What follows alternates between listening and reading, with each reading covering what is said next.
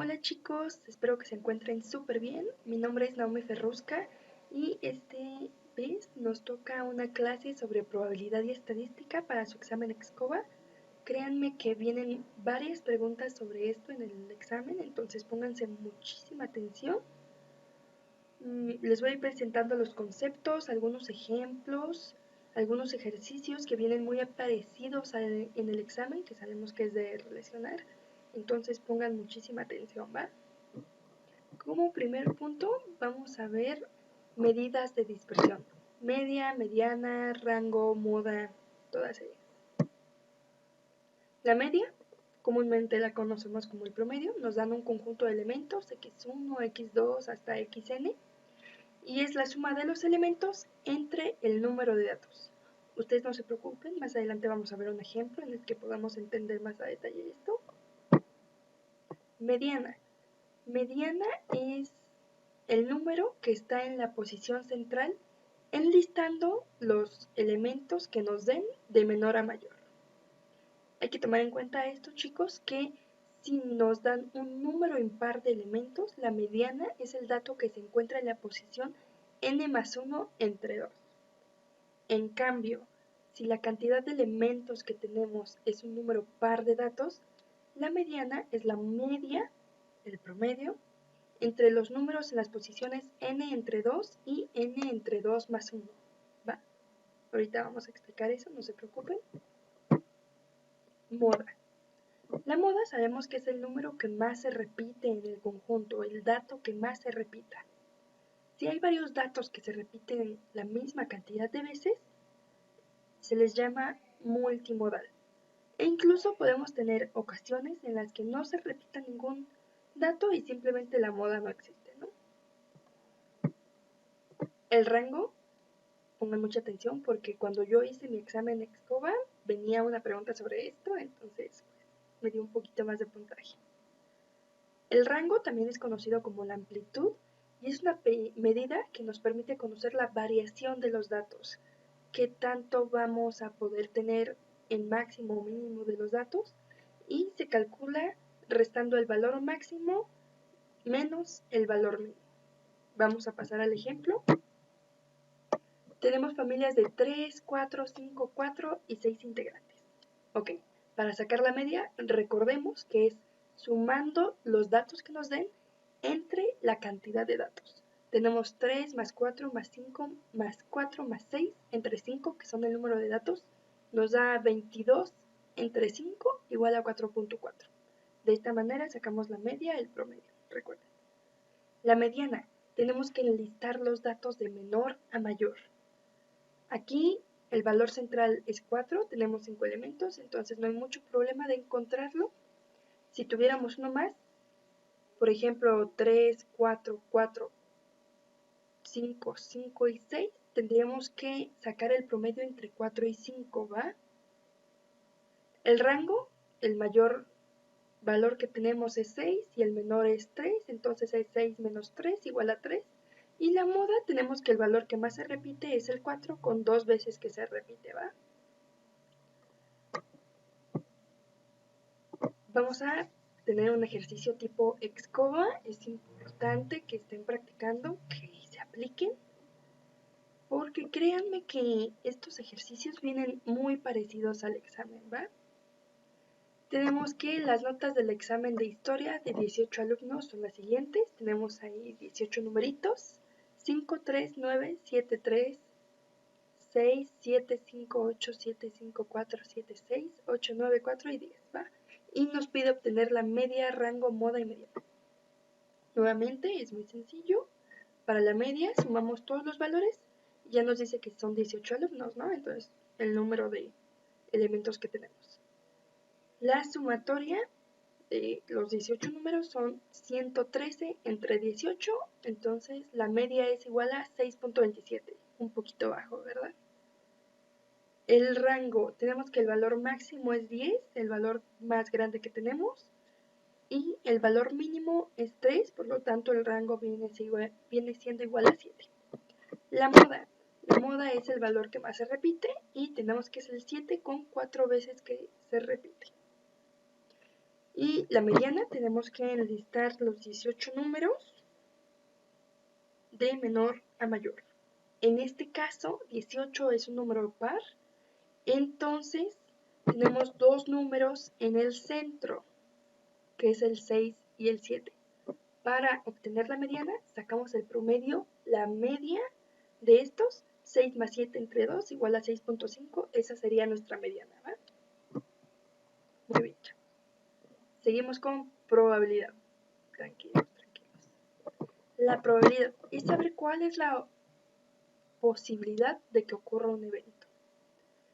Para determinarla tenemos que establecer una relación entre el número de casos favorables, casos posibles, entre el número de casos totales, todo lo que puede pasar. Probabilidad igual a casos posibles entre casos totales, ¿va? Ejemplo, tenemos un dado, sabemos que el dado tiene 6 caras, del 1 al 6, y queremos que caiga el lado con la cara número 5, que viene siendo nuestro caso favorable. Los 6 posibles casos son los casos totales, por lo tanto, la probabilidad de obtener 5 es 1 entre 6. Recordemos que el dado tiene 6 caras, por lo tanto son los casos totales, y el 5, que es el caso que queremos obtener, es el caso posible o favorable. Por lo tanto, tenemos un caso entre 6, que viene siendo la probabilidad, un sexto. Suma y multiplicación de probabilidades. Hay que poner mucha atención cuando estemos leyendo para ver realmente lo que nos piden, ¿vale? Cuando en el problema nos pongan una condición u otra, se suman las probabilidades. Es decir, nos dicen si tienes que escoger el elemento A o el B, solo sumamos las probabilidades de cada uno. Ya vimos cómo se obtiene la probabilidad de cada uno. Recordemos, número de casos posibles, favorables, entre el número de casos totales. Y en cambio, cuando el enunciado diga que se presenta un evento y otro evento, la probabilidad total se obtiene multiplicando las probabilidades. Cuando queremos obtener la probabilidad de que A y B sucedan, tenemos que multiplicar la probabilidad de A por la probabilidad de B. Vamos a ver un ejemplo, no se preocupen para que se entienda mucho mejor. Tenemos una caja con 6 billetes de 500, 3 de 200 y 1 de 100. Es decir, tenemos 10 billetes adentro de la caja. ¿Cuál es la probabilidad de extraer un billete de 200? Pues tenemos que hay 3 billetes de 200, por lo tanto son 3 posibles casos favorables, casos posibles de sacar el billete, y tenemos que hay 10 billetes. Entonces la probabilidad de sacar el billete de 200 es 3 sobre 10, 3 décimos. Ejemplo número 2. Queremos extraer un billete de 200 o uno de 100. Aquí es cuando se suman las probabilidades. Recuerden poner mucho ojo en esto. Probabilidad de obtener un billete de 200 o de 100. Sabemos que la probabilidad de obtener un billete de 200 de esos 10 billetes es 3 sobre 10. Y la probabilidad de obtener un billete de 100, recordemos que solo había un billete de 100 entre los 10 billetes, por lo tanto la probabilidad es de 1 sobre 10, un décimo.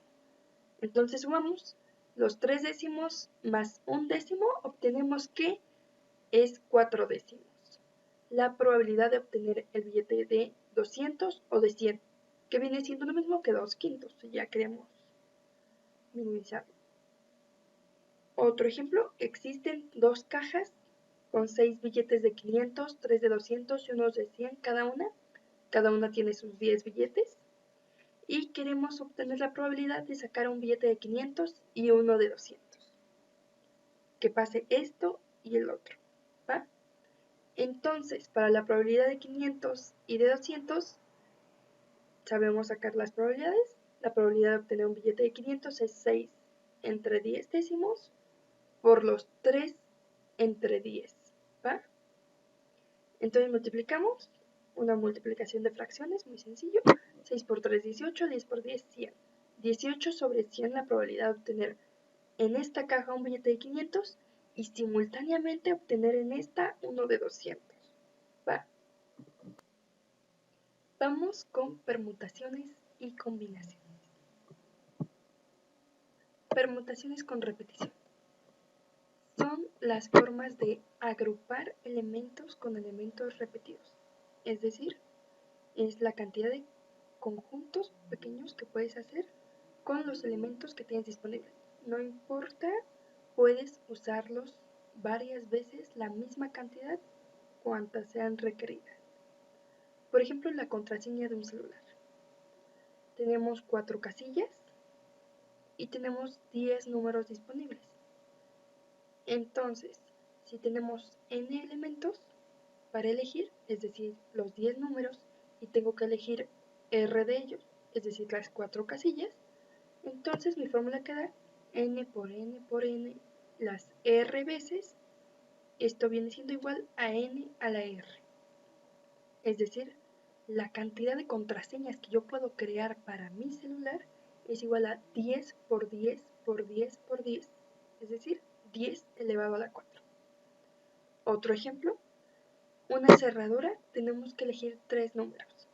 Recordemos del 0 al 9 y tenemos 3 casillas. Entonces 10 por 10 por 10 igual a 10 a la 3 igual a 1000 permutaciones. Permutaciones sin repetición. Es decir, cuando los elementos de los que disponemos para hacer los conjuntos son distintos. Por ejemplo, los lugares en una carrera no puedes tener al mismo tiempo el primer lugar y el segundo. Vamos a verlo de una forma más sencilla con 16 bolas de billar, las queremos ordenar. Tenemos 16 lugares, 16 casillas donde ponerlas. Entonces para la primera casilla tenemos las 16 bolas. Dejamos una. Para la segunda casilla ya solo nos quedan 15 bolas, porque la primera la dejamos en la primera casilla. Dejamos otra y para la tercera ya solo nos quedan 14 casillas.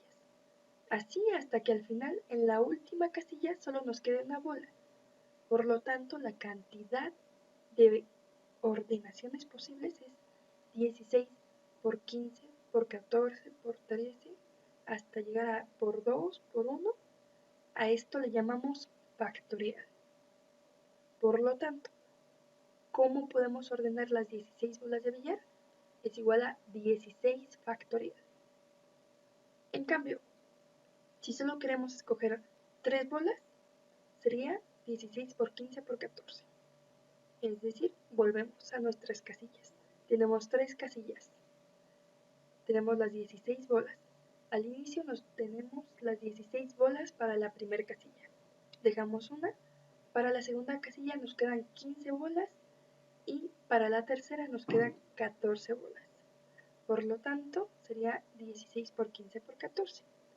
Para esto tenemos una fórmula que queda que en las permutaciones sin repetición es igual a n factorial, n mi número de elementos, factorial, en este caso 16 por 15 por 14 por 13 por 12, entre n, el número de elementos, menos r, la cantidad de elementos que queremos escoger, factorial. Recordemos que para las permutaciones sin repetición se puede repetir y el orden importa. Combinaciones. ¿Qué son las combinaciones? Son las formas de agrupar elementos de un conjunto.